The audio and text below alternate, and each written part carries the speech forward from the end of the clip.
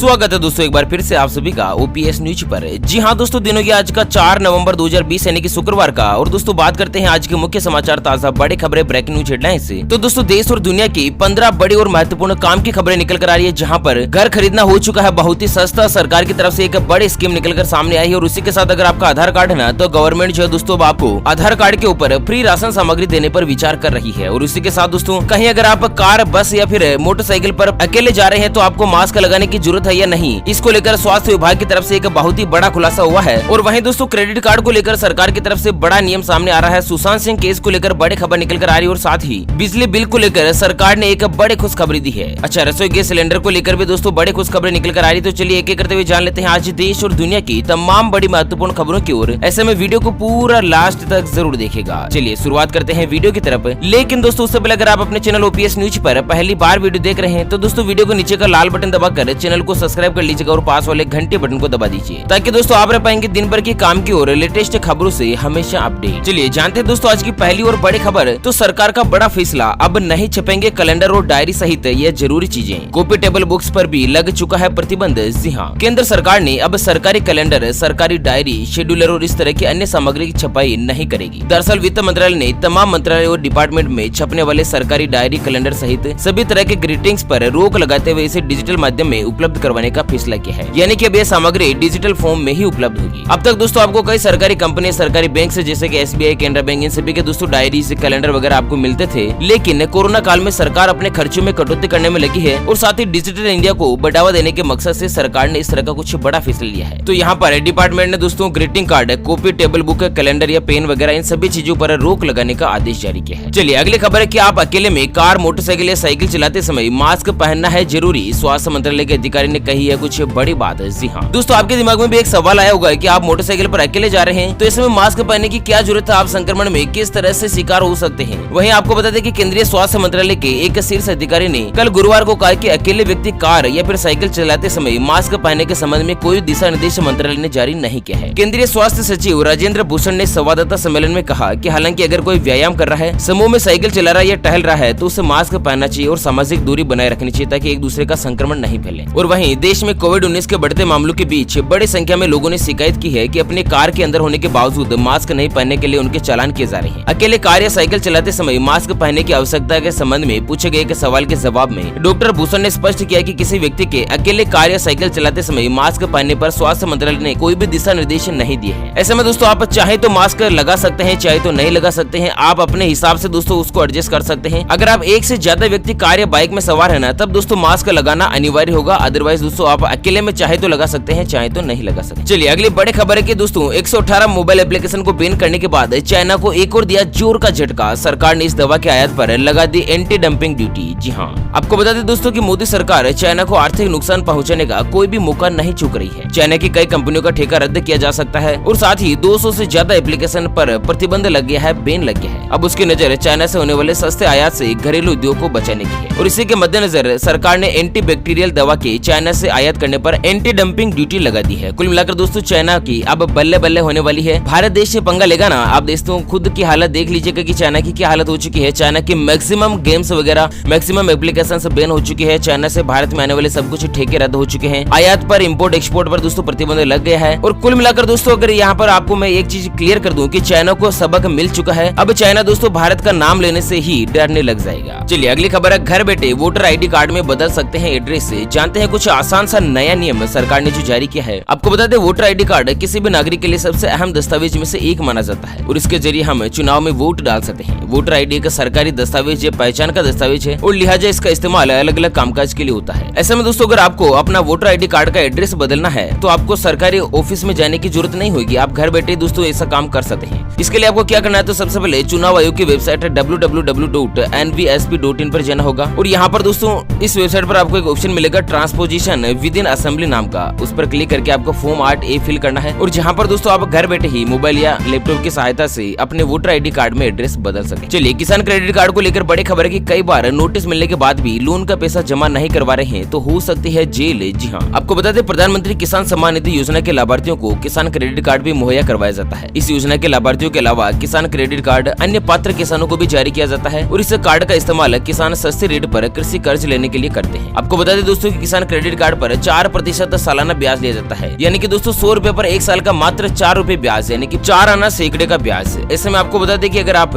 यानी कि किसान लोग लोन लेने के बाद कर्ज चुकता नहीं करते हैं तो बैंक की तरफ से कई बार नोटिस मिलने के बाद भी अगर लोन का पैसा जमा नहीं करने पर ऐसे कर्जदार किसानों के खिलाफ सख्त एक्शन लिया जा सकता है। और इससे कई मामले सामने आए हैं जब कर्ज न चुकाने पर प्रशासन के आदेश पर किसानों को जेल भेजा गया। चलिए अगली बड़ी खबर है, मुंबई हाईकोर्ट ने कहा सुशांत मामले में रिपोर्टिंग के दौरान संयम बरते मीडिया। जी हाँ, दरअसल मुंबई हाईकोर्ट ने गुरुवार को कहा कि बॉलीवुड के दिवंगत अभिनेता सुशांत सिंह राजपूत की मौत मामले में मीडिया संगठनों से अपेक्षा है कि वे प्रकाशन या रिपोर्टिंग करते समय संयम बरतें। जज साहब ने एक ही बात कही है कि दोस्तों कोई भी मीडिया अगर रिपोर्ट करता है ना तो इससे जांच कार्य में बाधा नहीं आए, इसी को लेकर एक विशेष रूप से सावधानी रखने की जरूरत है। और इसी के साथ अगली खबर के सुशांत सिंह के वकील की चेतावनी, SSR पर फिल्म या सीरियल बनाने से पहले लेनी होगी उनके पिता से अनुमति। आपको बता दें दोस्तों कि सुशांत सिंह मामले में केस में कई नए एंगल निकलकर सामने आ रहे हैं। सुशांत सिंह जी के निधन के बाद से ही उनकी लाइफ पर फिल्म बनाने की होड़ लगी हुई है और कई लोग उनके जीवन पर फिल्म बनाना चाहते हैं। कई लोग एक्टर की लाइफ को फिल्म के जरिए पूरी दुनिया को दिखाना चाहते हैं, लेकिन उनके वकील ने एक चेतावनी दी है कि सुशांत सिंह राजपूत के ऊपर कोई भी व्यक्ति अगर फिल्म बनाता है, कोई भी टीवी सीरियल बनाता है तो दोस्तों उनके पिताजी से लीगल अनुमति लेना जरूरी होगा। ऐसा नहीं करने पर उनके ऊपर लीगल एक्शन लिया जा सकता है। चलिए अगली खबर है, वोडाफोन आइडिया ने लॉन्च किए 2 सस्ते प्लान। इनमें से अनलिमिटेड कॉलिंग और डेटा सहित मिलेंगे कई सारी सुविधाएं। तो कंपनी ने 109 रुपए और 169 रुपए के प्लान लेकर आई है और दोनों की प्लान की वैलिडिटी 20 दिन की है, जहां पर दोस्तों आप डेटा कॉलिंग के साथ आपको 1 GB डेटा मिलता है और साथ ही 300 SMS बिल्कुल फ्री मिलते हैं। कुल मिलाकर कंपनी की तरफ से बहुत ही अच्छी स्कीम आई। चलिए जानते हैं दोस्तों अगली और बड़ी खबर है, लेकिन उससे पहले एक नजर डाल लेते हैं आज के माइंड क्विज यानी कि गिवे वाले सवाल की तरफ। तो दोस्तों आज का माइंड क्विज वाला सवाल आप स्क्रीन पर देख पा रहे हैं। भारत का राष्ट्रीय गीत कौन सा है? जी हाँ दोस्तों, दोबारा सुन लीजिएगा, भारत देश का राष्ट्रीय गीत कौन सा है? तो फटाफट से लिखना है क्वेश्चंस का आंसर इस वीडियो के नीचे कमेंट बॉक्स में। और दोस्तों सही जवाब देने वाले किसी एक कमेंट्स को सेलेक्ट किया जाएगा हमारी यूपीएस न्यूज टीम की तरफ से और उसे दिया जाएगा एक 3 महीने का मोबाइल रिचार्ज बिल्कुल फ्री। और ध्यान रखिएगा ये जो गिव है वो फ्री है दोस्तों, इसके लिए कोई भी चार्जेस वगैरह नहीं लिया जाएगा। अच्छा बड़े खबर, बैंक अधिकारी बनकर ठगी करने वाले गैंग का खुलासा, 1000 से ज्यादा लोगों को बना चुके हैं शिकार। जी हाँ, आपको जानकर हैरानी होगी कि मध्य दिल्ली पुलिस ने एक लड़की सहित 5 लोगों के एक गैंग को पकड़ा है जो कि बैंक का अधिकारी बनकर लोगों को फोन करके खाते की जानकारी OTP लेकर ठगता है। पिछले 2 सालों में यह गैंग 1000 से ज्यादा लोगों के साथ ठगी कर चुका है। आपको बता दें दोस्तों कि SBI बैंक के अधिकारी बनकर कुछ लोगों ने एक व्यक्ति को फोन किया था और कहा था कि वो IVR नंबर और क्रेडिट कार्ड का OTP दे तो उसके अकाउंट से 5000 रुपए का कैश भेजा जाएगा। और इसी तरह से दोस्तों बैंक अधिकारी बनकर अलग अलग कारण बताकर अलग अलग लोगों को फोन करके कई करोड़ रुपए की ठगी कर चुका है। ये सबसे बड़ा गिरोह दोस्तों, इस समय ध्यान रखिएगा। अगर आपको कोई भी फोन करता है, चाहे बैंक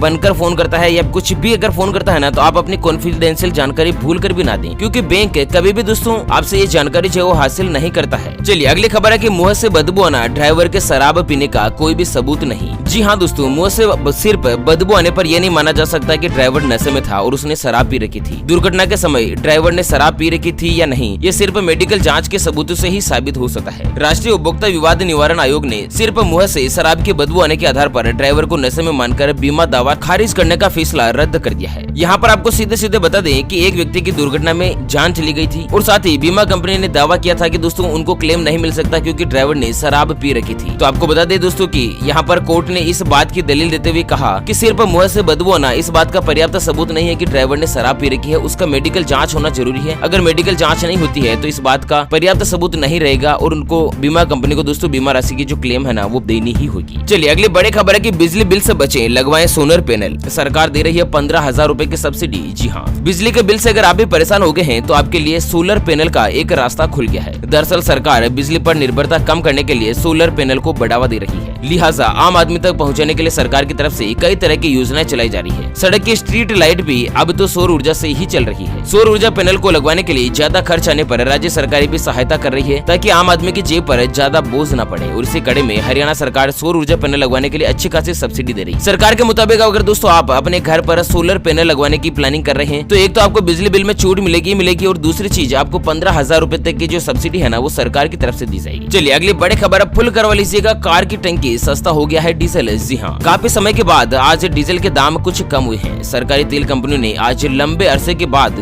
डीजल के भाव में 15 से लेकर 17 पैसे की कटौती की है। और दोस्तों देश की राजधानी दिल्ली में पेट्रोल 82 रुपए 8 पैसे प्रति लीटर जबकि डीजल 73 रुपए 40 पैसे प्रति लीटर बिक रहा है। चलिए दोस्तों अगली खबर में जान लेते हैं कोरोना वायरस के कुछ ताजा और जरूरी आंकड़े। तो पिछले 24 घंटों में रिकॉर्ड 84,156 रिकॉर्डेड नए मरीज मिले जबकि 1083 लोगों की हुई मौत। वहीं 65,520 व्यक्ति ठीक हो चुके हैं और देश में अब तक अगर कुल पॉजिटिव मामलों की बात करें तो 84,156 24 घंटों में नए मरीज सामने आए हैं और साथ ही कुल पॉजिटिव मरीजों की संख्या 39,33,124 पर पहुंच चुकी है। पिछले 24 घंटों में 1,083 लोगों की जान गई है कोरोना वायरस के चलते और अब तक 68,569 लोगों ने कोरोना वायरस के मद्देनजर अपनी जान गंवा दी। चलिए अगली खबर है, गाड़ी के थर्ड पार्टी इंश्योरेंस के लिए फास्टैग होना अनिवार्य, सरकार ने बदला नियम। तो गाड़ियों में फास्टैग को लेकर सरकार नियमों में लगातार बदलाव कर रही है और यह भी हाल ही में टोल प्लाजा पर डिस्काउंट के लिए फास्टैग को जरूरी बनाया था। इसके बाद सरकार ने अब कुछ और नए नियम जारी किए हैं। दरअसल नए नियमों के मुताबिक अब कार का थर्ड पार्टी इंश्योरेंस करवाने के लिए फास्टैग अनिवार्य कर दिया है और वहीं 1 दिसंबर 2017 से पहले बिक चुके 4 पहिया वाहन के लिए भी फास्टैग जो अनिवार्य है और इन गाड़ियों के लिए अगले साल जनवरी से फास्टैग जरूरी हो जाएगा। चलिए दोस्तों, मोराटोरियम को लेकर सरकार का बड़ा आदेश। मोराटोरियम पर कर्जदारों को सुप्रीम कोर्ट से राहत, 2 महीने तक खातों को एनपीए घोषित न करने का निर्देश। आपको बता दें, लोन मोराटोरियम मामले में कर्जदारों को सुप्रीम कोर्ट ने आंशिक राहत दी है। मोराटोरियम की अवधि के दौरान ब्याज पर ब्याज को माफ करने की याचिका पर सुनवाई में कोर्ट ने बैंकों को निर्देश दिया कि मामले के निपटारे तक ऐसे अकाउंट को एनपीए घोषित न करें, यानी कि जो 31 अगस्त तक एनपीए घोषित नहीं हुए हैं। कोर्ट ने कहा कि बैंक ऐसे खातों को अगले 2 महीने तक एनपीए में शामिल न करें, यानी कि दोस्तों अगले 2 महीने तक आप लोन की किस्त का भुगतान नहीं भी करते हैं ना, फिर भी आपका अकाउंट एनपीए नहीं होगा। ओके फ्रेंड्स, अगली खबर है, दिल्ली में 9 सितंबर से खुलेंगे बार और पब, ऊपर राज्यपाल ने दे दी है मंजूरी। तो देश की राजधानी दिल्ली में बार और पब 9 सितंबर से खुल जाएंगे। फिलहाल इन्हें 30 सितंबर तक ट्रायल पर खोला जाएगा और इस दौरान पब और बार की गतिविधियों की समीक्षा की जाएगी। समीक्षा के दौरान ही इन्हें आगे खोलने को लेकर फैसला किया जाएगा। चलिए अगली खबर है कि 48,000 झुग्गी झोपड़ी वालों का छिनेगा आशियाना, सुप्रीम कोर्ट ने हटवाने का दिया आदेश।